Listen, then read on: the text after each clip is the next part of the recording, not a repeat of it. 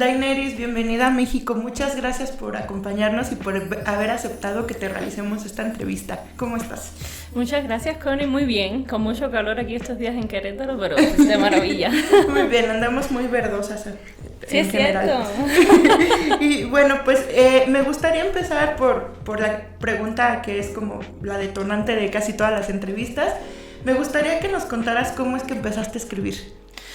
Ay, esa es una pregunta. Empecé a escribir, yo creo que tiene que ver con que aprendí a leer yo sola.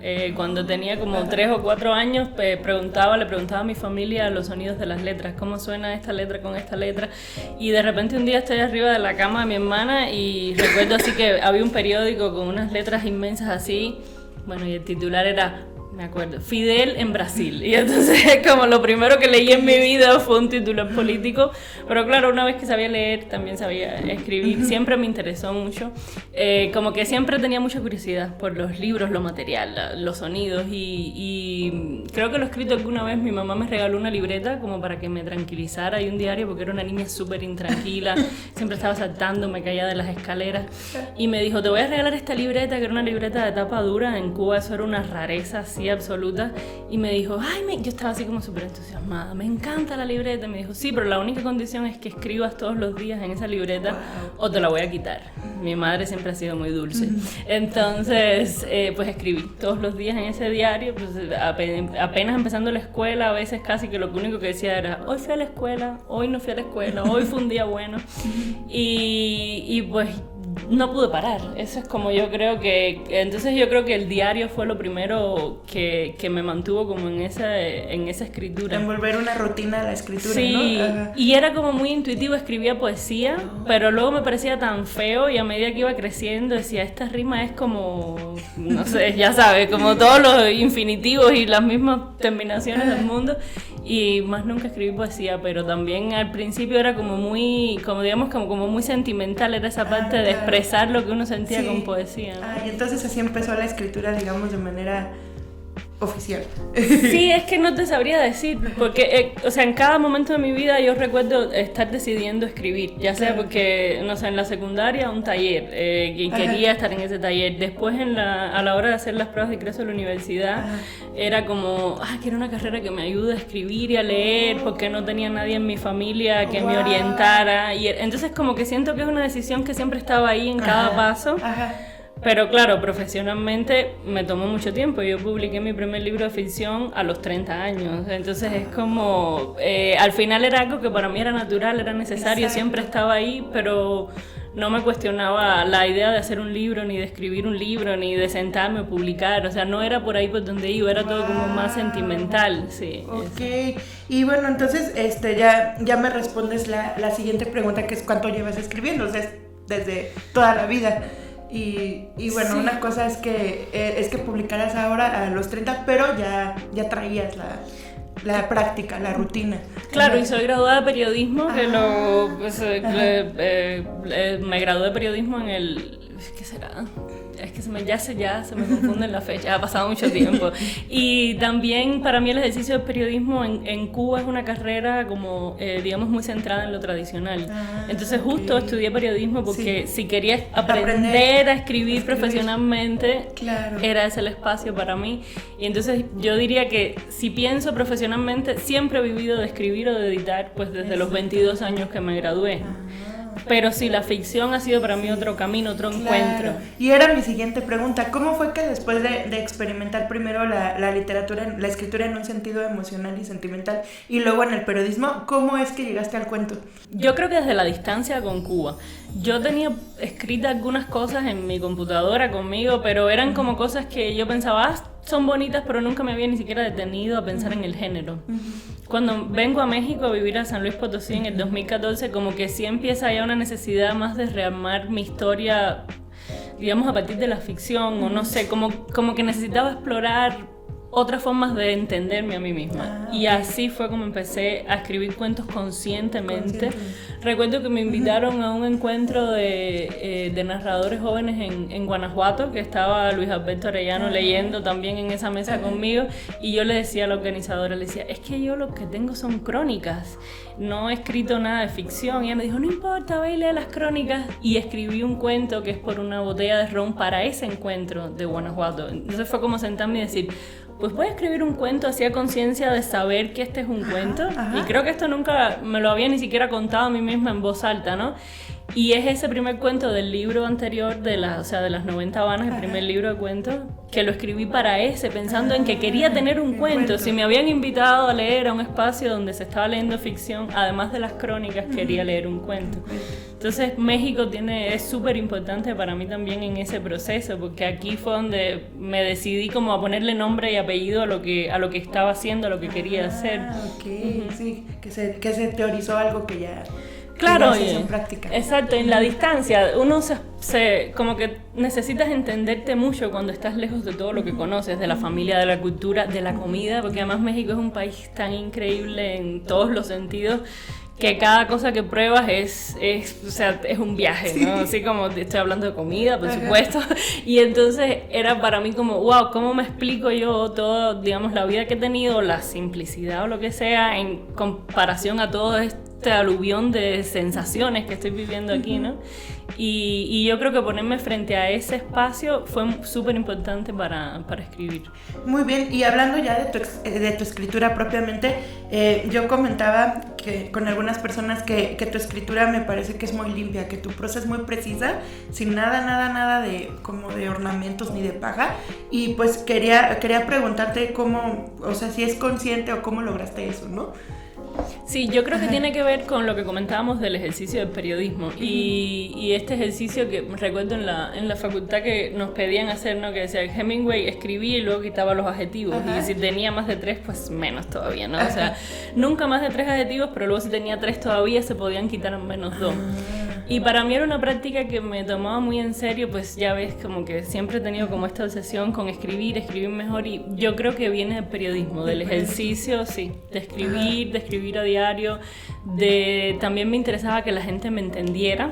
Es algo que yo a veces cuando leo crítica o periodismo o incluso algunos estilos de narrativa, me molesta que la persona que está escribiendo, si quiere que otras personas lo lean, no le preocupe que las otras personas lo entiendan, ¿no? Claro. Y toda esa pedantería a veces que me molesta un poco de citar autores y bueno, que eso no es que esté mal, a mí me molesta, no quiere decir que esté mal, de empezar a citar como teorías y movimientos y corrientes, y uno al final como que dice, y es como que, y no entendí. Como si fuera obligación del lector tener ese bagaje, ¿no? Entenderlo. Exacto. Bueno, y llegamos a momentos peores, porque estamos hablando de lectores, pero hay gente que lo hace en la vida real, y que de repente te empieza a hablar de fulano y mengano y no sé qué, y yo así como que, ¿y como por qué tengo que conocer a esas personas, no?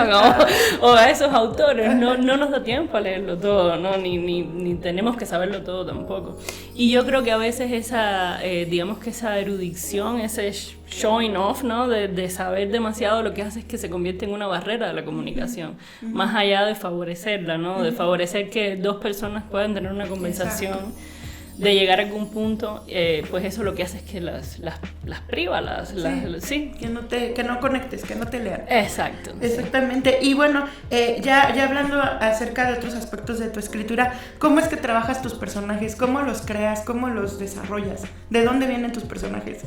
Sí, yo creo que primero vienen las historias. Yo he escrito cuentos, sí, y, o sea, sobre todo en el tema de ficción he escrito mucho cuento, y creo que muchas veces vienen primero las historias, una imagen, algo que quiero contar, y a partir de ahí entonces empiezo a preguntarme qué tipo de personaje estaría viviendo esa historia y luego cómo reaccionaría ese tipo de personaje, ¿no? Porque no es lo mismo una mujer en un espacio rural, el acceso, digamos, qué dice, cómo lo dice, por qué llora, por qué no llora. Esas son las preguntas que me hago después que entiendo qué historia quiero contar, ¿no?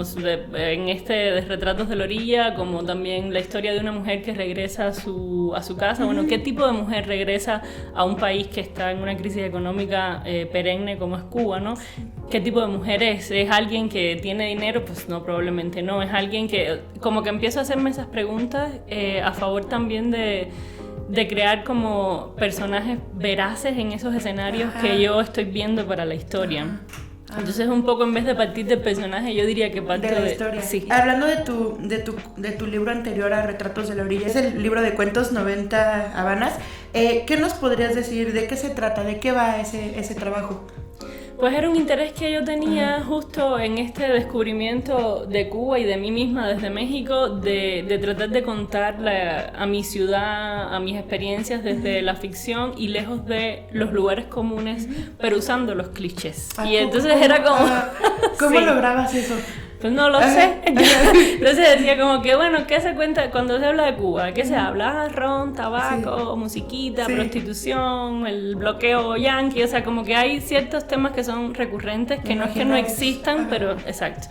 Están como muy fijos en el imaginario. Y entonces yo dije, pues yo voy a volver a eso, pero pues voy a tratar de contarlo desde otra manera, claro, ¿no? Y si lo lograste. Bueno, yo vi otra Cuba. Yo vi cosas que nunca había leído de Cuba. Bueno, que nunca había percibido. Y entonces... entonces va sobre eso Sí, y justo por eso es el título de las 90 Habanas, porque primero era una mirada a los años 90, que era cuando yo había sido, pues cuando yo fui niña, pero a la vez hay como una crisis económica muy fuerte en Cuba, que se conoce como periodo especial. Y que la gente se ha empeñado como en contar y como también en quitarle el derecho a otras gentes, ¿no? Por ejemplo, yo sé que hay generaciones de creadores en Cuba que consideran que nosotros los más jóvenes no tenemos derecho a contar esa época, ¿no? Como si... Exacto. Bueno, en Cuba pasan esas cosas mucho. Nos estábamos riendo esta mañana de eso porque es muy común que nos creamos los dueños del mundo, pero bueno. Eso es tema para otro momento. Y luego pues me interesaban esas variantes, ¿no? Las 90 Habanas era por eso también, por los años 90, pero también porque había muchas versiones de un país. Okay. Que es lo que me interesa mucho, incluso con el ensayo y la investigación literaria que hago, me interesa mucho entender que hay muchas Cubas, que la Cuba que yo viví no es igual a la Cuba que viven otras personas y que la que ellos vivieron no es igual a la que han vivido mis abuelos, mi mamá, mis hermanos. Entonces es como una manera también de quitarle la presión política que siempre ha tenido la historia de Cuba, incluso cuando se traslada a la literatura. Me interesa mucho como digamos, no sé cómo, no como misión, porque no creo que tenga una misión, yo me divierto escribiendo y listo, pero sí me interesa como estilo. En ese mismo discurso que mencionas de la contraposición, pienso que hay una contraposición que haces muy seguido entre Cuba y Miami, ¿no? Porque los cuentos son muy diferentes entre sí, pero siempre está ese contraste, siempre están esas dos caras de esa moneda, ¿no? ¿Cómo logras eso, hacer esa especie de comparación que termina convirtiéndose en una poética de tu escritura, ¿no? Ese contraste entre los dos. Pues yo creo que cuenta un poco mi experiencia de vida, porque por ejemplo en las 90 Habanas que yo recuerde hay un solo cuento que transcurre en Miami. Todos los demás son en La Habana. Y ese que transcurre en Miami, no, quizás dos transcurren en Miami, pero hay un gran peso sobre la cubanidad de los personajes y todo. Y en pues la verdad no me propuse hacer ese contraste. Ese contraste se dio así como de una manera un poco natural y por eso creo que está más influido por mi experiencia, porque incluso los cuentos que quedaron fuera del libro y que yo decidí que en Retratos de la Orilla no iban a incluirse, sí, Connie, hay muchos cuentos, sí. ¿En serio? Sí dejaste fuera varios. Dejé fuera muchos, porque me di cuenta que no quería escribir el mismo libro. De nuevo, y los que dejé afuera se parecen mucho al estilo de las 90 Habanas y entonces no quería que fuera el mismo libro, que era un riesgo, pero que estaba dispuesto creo que lo es todavía, hay gente que leerá Retratos de la Orilla primero y luego querrá acercarse a las 90 Habanas y no será lo que le guste leer y viceversa también. Pero por eso creo que es la experiencia un poco la que se cuela en esa preocupación que uno tiene en ese momento. Hay una escritora chilena que se llama Lina Meruane que es muy buena, la recomiendo. Creo que fue premio Sor Juana Inés aquí de novela, o sea que es una escritora bastante, o sea, muy conocida y habla mucho sobre el cuerpo y tal. Y Lina Meruane decía eso, decía, es que es inevitable, si de repente te pasas un año de tu vida viajando, pues los aviones se van a colar en tu narrativa. Por supuesto. Y entonces para mí eso es como súper iluminador, que digo, bueno, como que tampoco presionar demasiado, si el contraste está, incluso aunque yo no me haya dado cuenta, pues es parte de ya tu tu poética. Sí, Ana Clara me mencionaba, ¿no? Que es muy interesante esto de que de repente parece que Cuba es una ciudad y Miami es un país, o sea, es como muy paradójico. Y bueno, nos llamaba mucho la atención que la presencia de las treintañeras en tus retratos de la orilla, que creo que no hay mucho cuento sobre esta edad en particular. ¿Por qué escribiste cuentos sobre treintañeras? Voy a citar a Ana Clara también y voy a decir por obvias razones. Pues es que estar en los 30 era también una defensa a todo eso y era también una crítica, o sea, esa frase de los 30 son los nuevos 20, a mí me parece súper absurdo. Mis 30 no son los nuevos 20, lo que pasa es que ha dado la casualidad que he cumplido 30 años en un mundo en crisis que no sabemos para dónde vamos, con todos los paradigmas en crisis de ser mujer, de ser hombre, de hacer una familia, y entonces los 30 nos ha tomado, somos una generación que vive como entre dos tiempos, ¿no? Que todavía hablamos por el teléfono fijo de la casa, pero que ahora nos pasamos al móvil. Exacto. Entonces, yo creo que nos ha tomado los 30 también un poco entre esos dos tiempos, y eso hace que tengas conciencia de esa época de la vida de otra manera, de decir, bueno, pues el teléfono de casa de disco ya no existe, como no existe a lo mejor el concepto de familia tradicional. ¿Ahora qué hago? ¿Cómo aprendo a vivir? Exacto. Sí. Lejos de lo que me dijeron que esto era lo que tenía que hacer. Y yo creo que toda esa reflexión pues está ahí, que no creo que como reflexión, simplemente que esa reflexión estaba en mí y por eso me interesaba hacerlo el centro de tus personajes. De esos personajes. Sí, porque sí, le comentaba a Ana Clara que creo que todas tienen una conciencia y una resistencia en el sentido político de la palabra, ¿no? Todas son conscientes, todas son... la que realmente no quiere ser madre, que es en la de los globos, la policía que está en el caso de Emi, o sea, todas tienen una conciencia que es parte de su resiliencia y su resistencia, ¿no? Yo quisiera pensar que hice un libro feminista. Sí, lo que pasa es que eso eso lo dirá el tiempo, porque también puede que esos discursos que ahora vemos como feministas, pues en unos años nos parezcan súper retrógrados, y puede que yo haya caminado como ahí en un filo de la navaja y me haya ido más hacia un lado que hacia el otro. Pero yo creo que ahora mismo, en la época en que se escribió, en los años que se escribió y que al final mucha gente lo va a leer, si tenemos suerte, pues es como un libro que al menos refleja el feminismo de esta época, o de lo que creemos correcto, o de lo que creemos inclusivo en esta época. Como dicen los historiadores, es un concepto dinámico. Exactamente. Es contextual, claro. Y bueno, pues te agradezco mucho esta conversación tan bella, tan hermosa. Es muy bonito hablar contigo, eres muy cálida, muy inteligente. Y pues nos gustaría mucho que nos leyeras algún fragmento, Retratos de la Orilla, algún cuento que quisieras escoger para que nos lo leas, por favor. Bueno, vamos a leer de Obdulia, que es un cuento que además... yo creo que es uno de los primeros cuentos como con ambiente rural que he escrito, y que tiene que está muy conectado además con el cuento anterior de La Abuela y el Central, ¿no? La Abuela y el Central es además, creo que es el único cuento que se encuentra en línea del libro y termina y le da paso a Obdulia, entonces es como... pues nada, es la segunda parte. Y esto en realidad, cuando el cuento está un poco más avanzado, transcurre en un pueblo que se llama El Naranjo, que está en las lomas del Escambray en Cuba, que es la zona centro de la isla. Y pues hay dos mujeres conversando y no se sabe bien qué, o sea, se sabe que están en medio de una tragedia y este es el momento en que se descubre como que había pasado, ¿no? Del frío que se condensaba sobre el pueblo empezó a desprenderse una fina llovizna. Al principio parecía el llanto de una nube pasajera, casi inofensiva, pero en cuestión de segundos se desató un vendaval.